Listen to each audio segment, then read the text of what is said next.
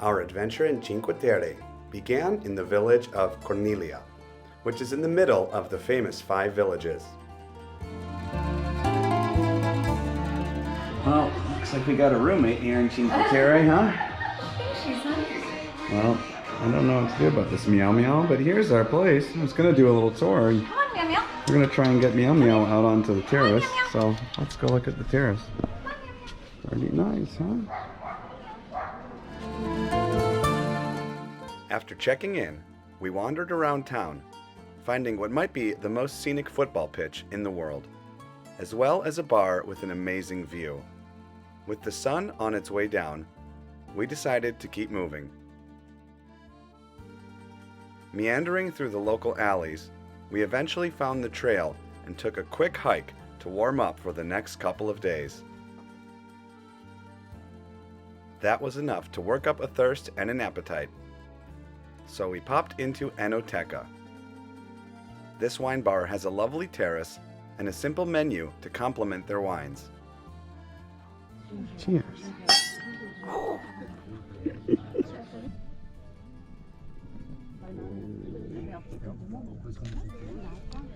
Nice. How's that moon view over there? It's pretty awesome. Yeah.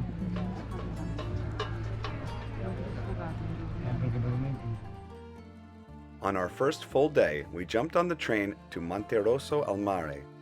Train journeys in Cinque Terre cost €5 per person per trip, and they run every 10 to 15 minutes. If you're looking for a beach to relax on, this is probably the best choice for you. It's the largest of the 5 villages and the only one with a long stretch of sandy beach.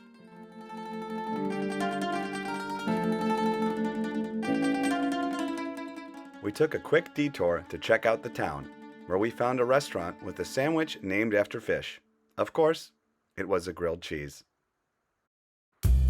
From there, we headed out to start the hike along the Blue Path. This connects all of the villages and is the easiest way to hike between them. At the moment, only the section from Monterosso al Mare to Corniglia is open due to landslides. We bought our trail tickets for €7.50 each and set out on the 2-mile path to the next village.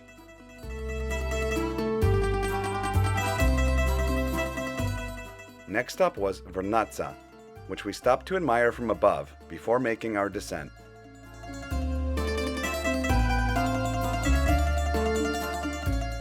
Once in town, we set out to find some lunch.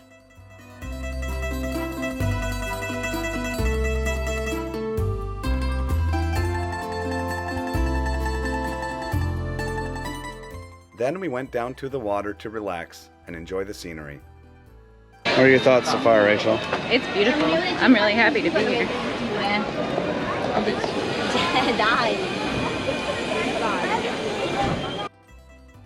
While we could have sat here all day, we had to get back on the trail. We braved the holiday crowd in town and made our way back up into the hills. Not surprisingly, there were far less people on the trails than in the towns.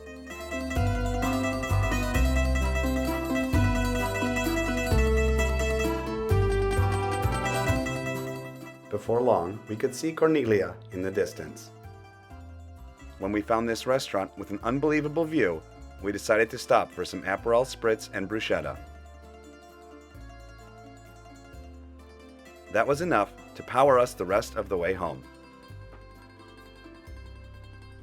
Rather than wait in one of the long lines at the restaurants in town, we hit the local market and assembled a nice little feast on our terrace.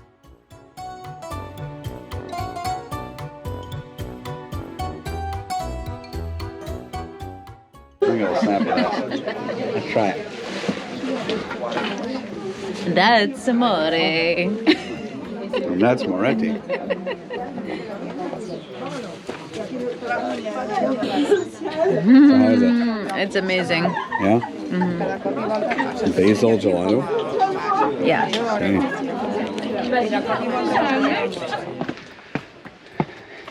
Day 2 in Cinque Terre. Yep. The blue path is closed from Corniglia to Rio Maggiore, but there's another way. We can go to Manarola. on this trail. This one's going up, so a bit more difficult.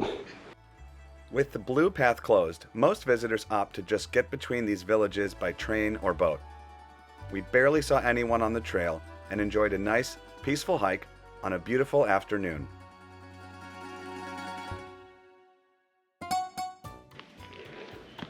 Enjoying the hike so far? Mm-hmm. Yeah? Okay, there's Volastra, a little town in the hills over there. It's the next stop.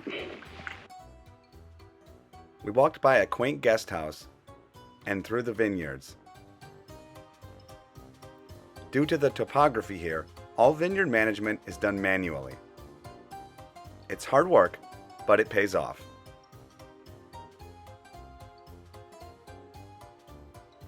Naturally, we stopped to sample some more local white wine and bruschetta.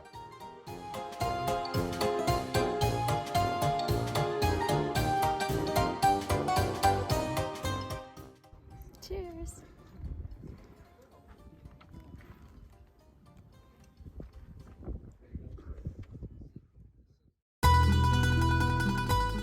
Back on the trail, we headed towards Volastra, a little hillside village that's not a part of the Cinque Terre. From there, it's all downhill to the next stop.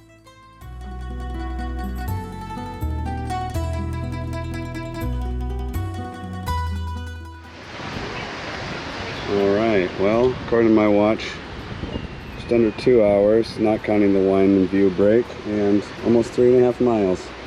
How was it? Amazing. My legs are like jello, but welcome to Manarola. We were walking with a purpose as we were trying to get to a famous restaurant before they closed between lunch and dinner.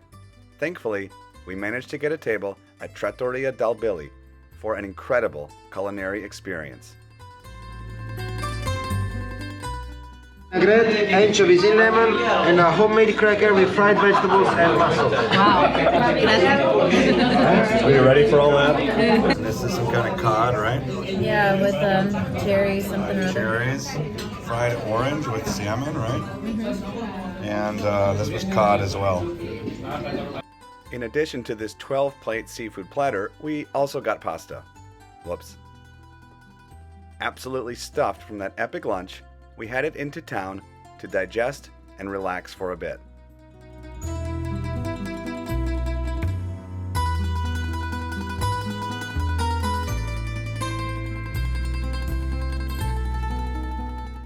This place is seriously like being inside of a postcard.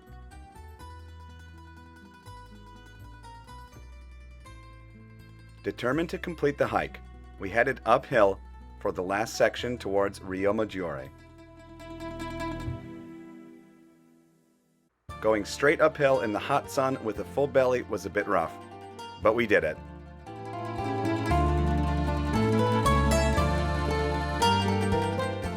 Then, it was straight back down to get to the final stop. All right, all 5. We did it. How was that last hike? It was the shortest, but I think it was the hardest in terms of Topography? yeah, straight up and straight back down. We did it. 2 days, all 5 villages. All right, well, we made it to the end here, and we hear thunder. It seemed like a storm was rolling in, but thankfully it wasn't too bad, and we were able to enjoy a stunning sunset to end our trip in Cinque Terre. 2 days, all 5 villages. What an awesome experience.